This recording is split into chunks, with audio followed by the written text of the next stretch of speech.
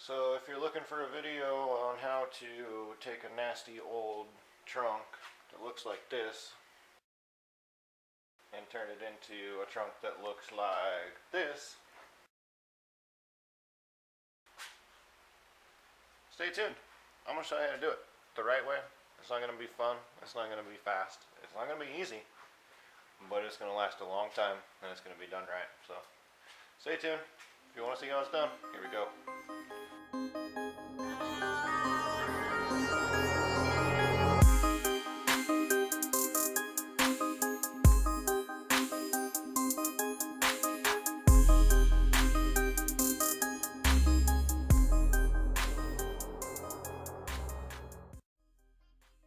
So I started fixing on the trunk. Got it in here, got the deck lid off of it. They didn't fix any of this rust shit when they put the new trunk seal in the last shop, because the trunk was leaking, so they just threw a seal on it and didn't fix any of the rust. There's rust over there. There's seam sealers all busted up and caca. They're like, oh, it's rusty. Here's your new seal. Have fun. Give me money. So now I get to tear the seal off and make it garbage because they actually weather strip adhesive on it and did it right. So now it's garbage. I'm gonna scuff all this stuff. I'm gonna repaint it factory color. I'm gonna fix all the rust. I'm gonna cut that out. I'm gonna cut that out. I'm gonna cut that out over there. 1, 2, 3 pieces. It's on the table right there. And I'm gonna go around it, get all the seam sealer off, chisel, beat it, make a big mess, wire wheel everything clean. Super clean purple power, wire wheel some more, brush it all out of there, then I'll wax and grease remover, Scotch-Brite, acid treat, wash it again, PR15 it, and overcoat it with body color. And then I have all new factory trunk fabrics around to go all back in here to make it all look factory again. It's gonna take me a while. You know, everybody wants to learn how to work on cars, but nobody actually wants to do it. So I'll show you what it takes. Bear with me. I did some of this earlier, so I'll show you the footage here in a little bit.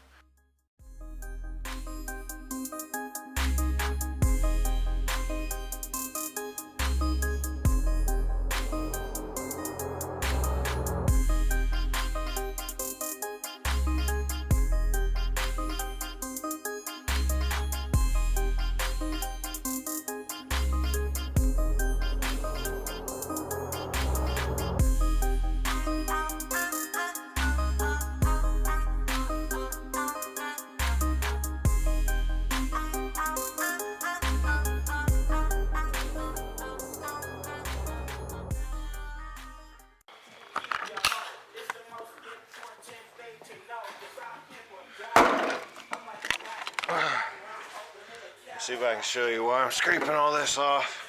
A lot of people just leave this seam sealer and try to go over it. I mean, this stuff, let's see if I can focus on it here. And just the slightest little touch and that stuff comes off. And then also, if you notice, everywhere where you take it off, it's fucking jacked up underneath it with rust. All that crap, you seal over it. See that? The whole chunk just popped off. The water's been behind that for I don't know how long, and you try to seal that up, you're never going to get it to stick. It's always going to stay, and that's actually, a lot of this is factory, but some of it, they redid, and there ain't no way. I mean, you want this to last all of about 2 weeks, do it this way. So, there I am. I'm going to scrape everything out of this bastard that's loose, all of it. Clean up this whole thing before I even cut the metal out. There ain't no point in even trying to clean anything up. Just start chiseling all this shit out of the way. Stay with me.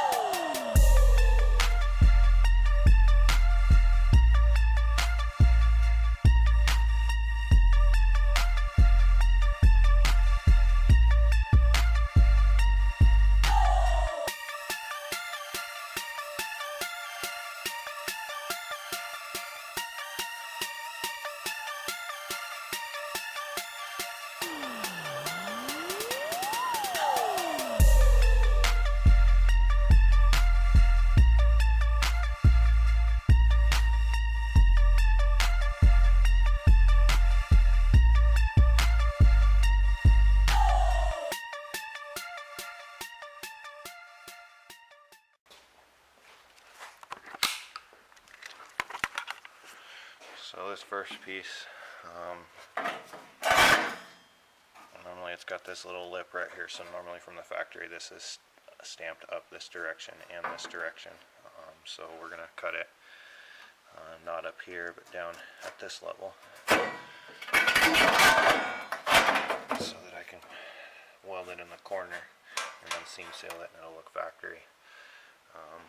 We'll split that down the middle, and then this lip here is designed for an over-under instead of a butt seam. It's an over-under seam and overlap, so we'll cut this under here short.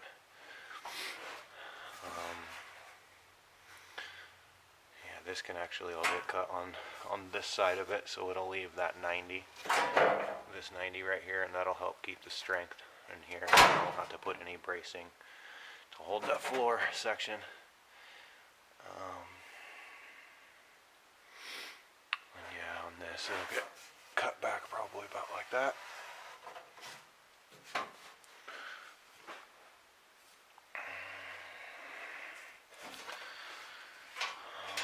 This piece,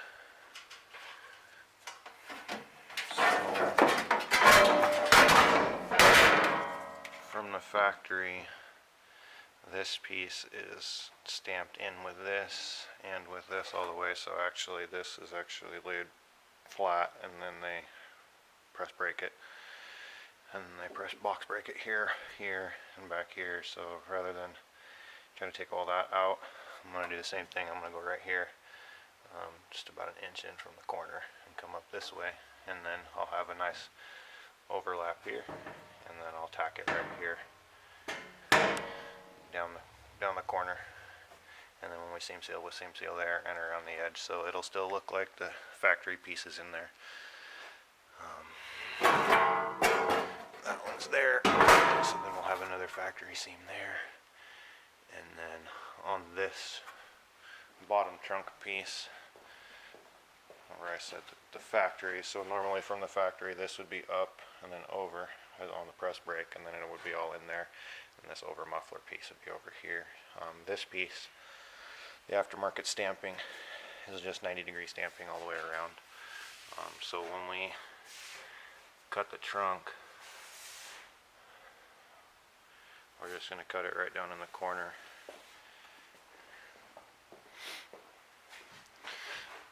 There's a little bit of junk in here, so when I cut this, I'll cut it right in the corner, and then I'll clean up, 2 inches or so up here, and that'll all get rust treated and weld through primer, and then we'll tack that all in. This actually was supposed to have a fuel tank strap pocket on the bottom side of it, and the original problem with this was that it rusted out and the fuel tank strap pulled off of the floor and the pocket and made this big hole. And so rather than replacing the floor section like they should have and putting a new pocket in on the bottom and then putting the strap into it, and the strap goes around the tank, they welded a piece of flat stock to the factory gas tank strap and then pulled it back towards the bumper tight and screwed it up into the bottom of the rusty floor. So really the only thing holding the gas tank at this point is the other one over here, but as you can see, it's on its way to coming out too. So I mean, a good couple of good hard bumps in this thing down the freeway, and I wouldn't guarantee the gas tank can be in the same spot as it is right now. We'll get all that shit cut out of there, make some marks.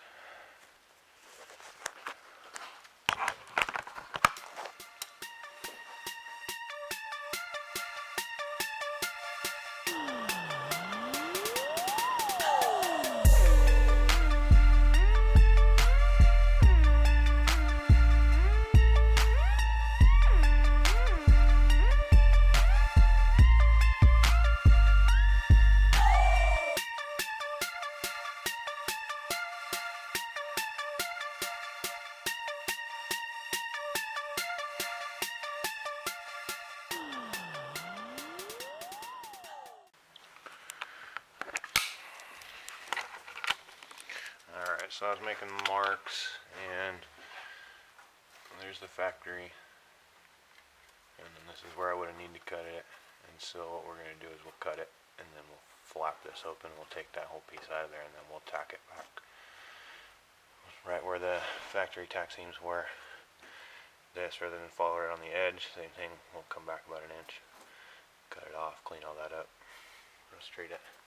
Over here, this piece has a lip there and a lip there, which is this one and this one.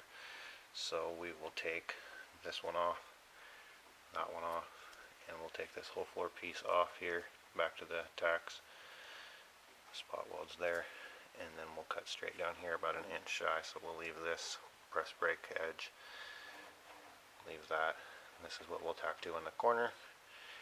Tack it here, tack it there, spot weld it there, and then we'll get underneath the car, clamp those pieces together, spot weld it, and then we'll leave this lip here, and then we'll clamp it across here, and then spot weld it, seam seal it, seam seal, all that. And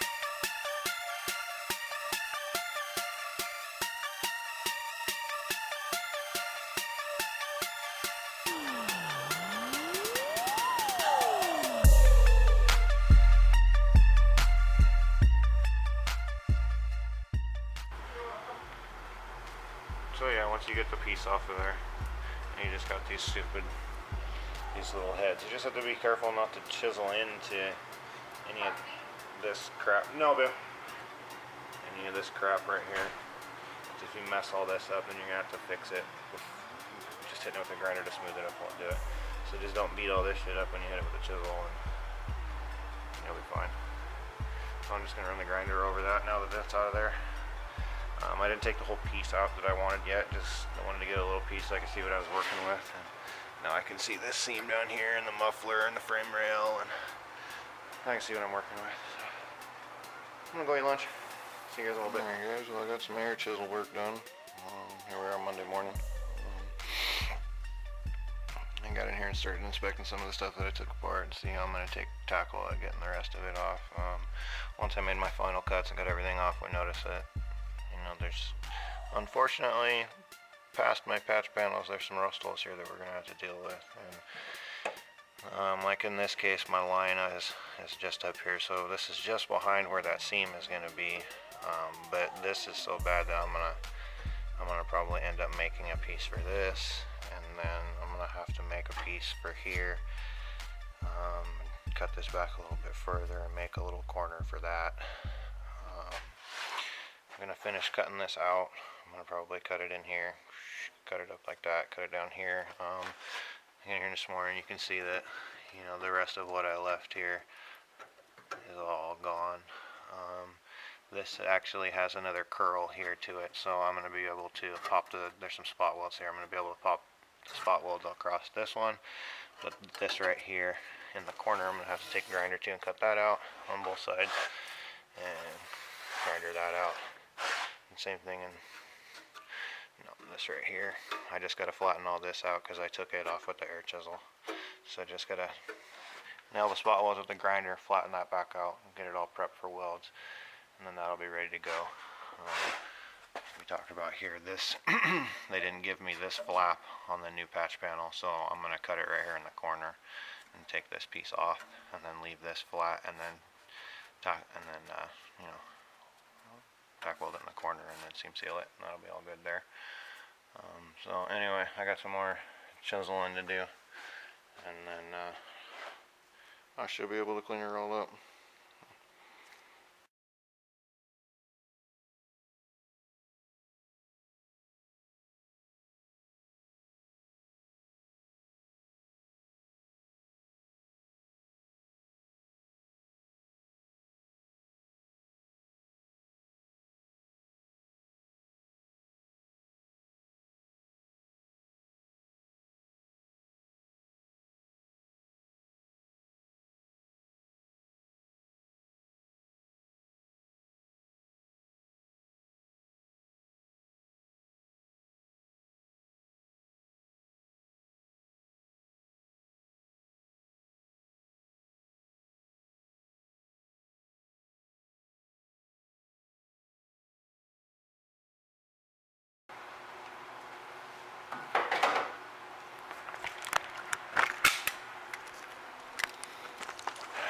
So I got all that seam off of there.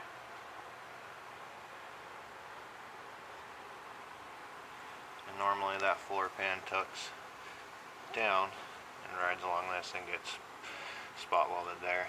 The new panel is braked up, so it's going to be up on this line and then tack welded there. So a lot of this shit's either going to get trimmed off.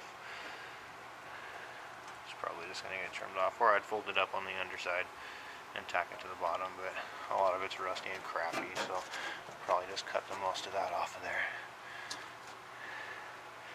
Grinder action there, take the rest of the piece off and be ready to go.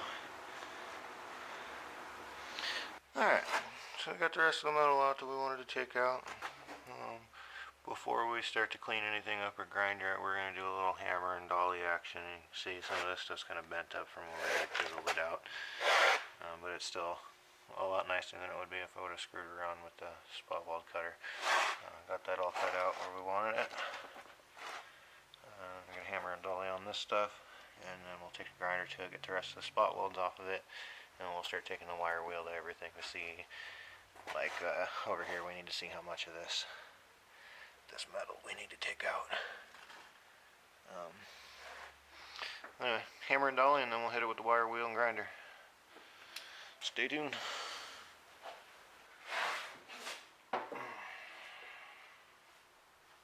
Alright, so for hammering and dollying, you're going to find 100,000 different types of hammers and pliers and hand dollies and all kinds of different stuff. I've got a whole toolbox that I call the body cart that is just all of this stuff, but I would say 90% of the time I'll go to it. The first 5 things I grab are the same usual 5 things. I got a flat body hammer. This one's pretty light, and it has a flat on one side that's opposite direction of the handle. So when you're banging on stuff, you got body edges or a nice 90 degrees, you can use that real good. It's light, and it has a body finish edge on the one side. With your body hammers, you got to remember this isn't a regular hammer, this is a body hammer, so don't let anybody use this for regular hammer stuff, beating on hard metal or anything like that, because anything that's in this will end up in the metal that you're beating on when it's done. So I use that as the first one that I always grab. I grab a pointy-ended one. This one's got quite a bit more weight to it than the other one does, and it has a wider face on it, so you can work dents a little bit wider than just the small spots, and it has a point for doing high and low spots. This is a real heavy hand dolly. It's probably 3 pounds. It's got a rounded surface on one side. It's got a 90. See the 90 there. And then it also has a perfectly flat surface on this side. So you can hold it in the palm of your hand real nice with a curve. You can work a 90 if you need to. You can flip it around if you've got a curve. And you can work a dent out with a high and a low spot on the other side and still got something nice to hold on to. And it's real heavy, so that way you've got a good backer. I always use the spoon. The spoon's going to help you get behind stuff that's thinner. It's going to help you work a wider dent. And you can use it for a lot of prying and different types of stuff. Don't worry about beating on this. Just try to keep one side of it smooth, same kind of rule as the hammers. But the other side of it, beat the snot out of it, because that's what it's for. So anyway, and then standard channel locks, regular pair of pliers, and vice grips. I might not even use the vice grips, but I don't like getting out of here to go get them if I need them, so I grab 2 pair of pliers. Usually a vice grip, and the other one's not. Anyway, here we go. I'll hammer and dolly all this crap.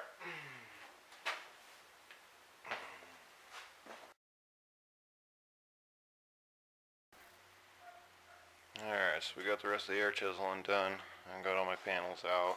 I cut back here above my patch panels where I said I was going to have to make some new pieces. I got all that measured out. I made some cardboard templates and then transferred the templates over to some sheet metal I had laying around. I'll show you that here in just a second. Once I got the air chiseling done, you can see I just took the grinder and just nailed down all the spot welds. Cleaned up everywhere where I'm going to have to weld, took off the excess metal.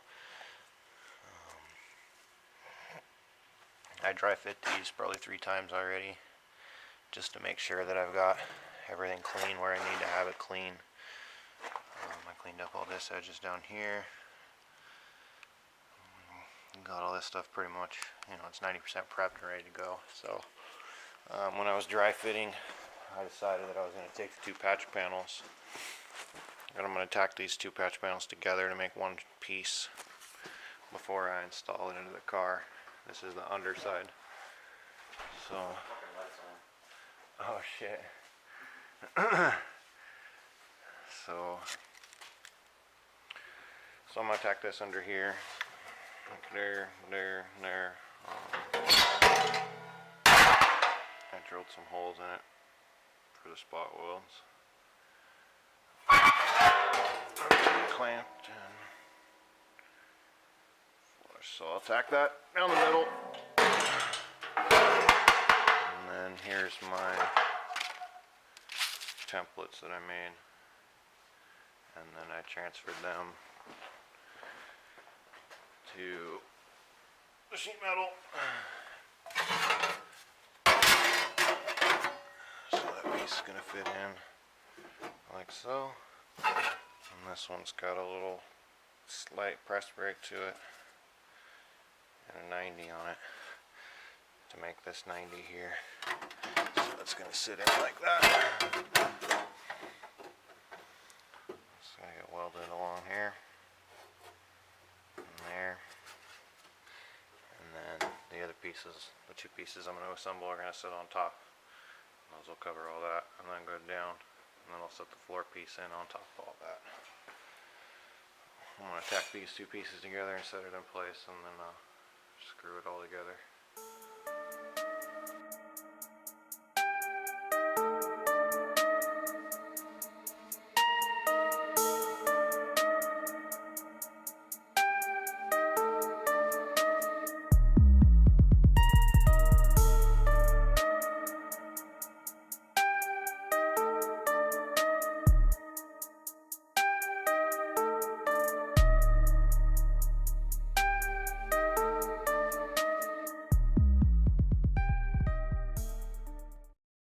So the reason I decided yesterday to make the video a little bit longer than like 20-25 minutes, it's probably going to end up turning out to be about 40 minutes or so. If you don't take anything else from the video, I know that it's long, but I just want to stress that it's a long process to do this stuff right. And even when I was a kid, I'm second generation, so I grew up out here in the shop. The same shop that I grew up in is the same shop I'm working in now, so I'm real comfortable out here. But anyway, there was a lot of steps when I was a kid learning this stuff where I would question the old man and I'd question mom and be like, hey, that seems stupid, isn't there a better way of doing it? I'm sure there's another way of shortcutting it. There's no reason why I have to spend so much time on one little step when there's 20 steps ahead of me. The problem with what I do, is that you spend all that time and you're in there, whether you're doing the work or whether you're paying somebody else to do the work, and you don't find out whether it's right or wrong until the end. And when the finished product's all done, it might not be until a year down the road. Well, if you do your job right, cars aren't made to disintegrate in the rain. They're not made to be disposable in 10 years. I'm working on a car that's a 1966, and we're in the year 2018. So they're supposed to last a while. So if you do your job right and you make sure you take the steps, it'll last a long time, even if it's a rusted out piece of crap like this T-Bird is right here. We can turn it around and we can make it nice and we can make it last longer than the client. But if you don't take the steps and you don't take the time to do it right, then as you can see, it's just a matter of time. You're just rolling the dice and the thing will fall apart again, which from an owner's standpoint who cares about their cars and their vehicles a lot, and from a client standpoint who would be client who would be bringing your car to somebody and paying for that work, you don't want to have all that time and money thrown out the garbage, because just as much as I got to work on the car to make it right, I know that everybody's got a day job or they've got a means, so he's got to work just as hard to get that money as I do to fix his car in order to pay for that work. So Nobody wants it. Just take the time, make sure you go through the steps, make sure you do it right. There's a million people out there that are willing and able to answer questions. You just got to get the right contacts and the right phone numbers, and usually those contacts and phone numbers are a question away. So, you know, I've got a community forum. I'm open to comments and suggestions and questions at any time. You guys need help, post up, hit me on email. My phone number is easily available on the website. Stop by the shop. I work from home. I don't have a lot of people here stopping by all the time, so you know it's nice to see people hanging out and wanting to learn in the shop. I'm more than willing to teach a hand or two. So anyway, if you take nothing else from it, just understand that just as long as the video is, it's a long process, especially when you're dealing with rust in old cars. You're going to find stuff. You're going to run into things that you wouldn't think you were going to run into. It's going to take you longer than what it would take you originally. You just got to stay the course and do it right, because if you don't stay the course and you don't do it right, you might as well not done it in the first place, and you might as well not charge the client, or, you know, so. Anyway, I'm going to spend the rest of the day getting this thing welded up, and hopefully it'll be ready for paint tonight. I might paint it. I got to do the bottom of the deck lid too, so it's a stretch to paint it tonight, but today's Wednesday, so when I made the goal of getting it done by Friday so I can get onto the Cherokee. But anyway, just wanted to say that before I get back to the rest of the footage. I appreciate everybody being here. I'm not really doing this to make any money on YouTube or any of all that shit. I don't really have, you know, stickers. I'm not asking you to rep my brand. I'm just doing this to share because I enjoy documenting it. I document a lot of the stuff for the clients anyway, so it's just, you know, putting it out there so you guys can follow and share and learn if you learn, or, you know, teach their own. Take it for what you will. I appreciate you being here. I look forward to the future, and take care on the rest of the job.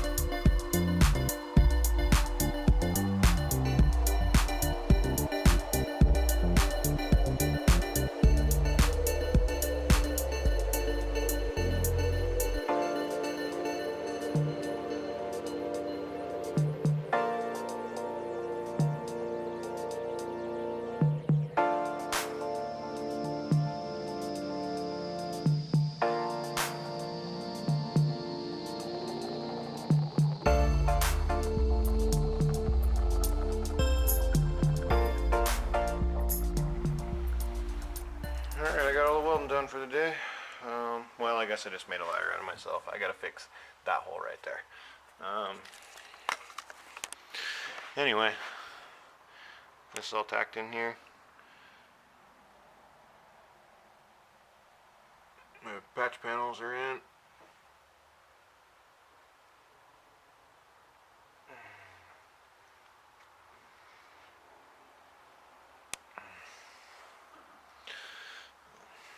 You don't have to fully weld all this stuff. You just gotta get good stitch welds. Like what I usually do is I go and tack it, tack all the way across, and then I'll come back and in between the tacks I'll put stitches in, and then just keep your stitches tight and alternate so it doesn't warp out on you real bad, and you'll be good to go.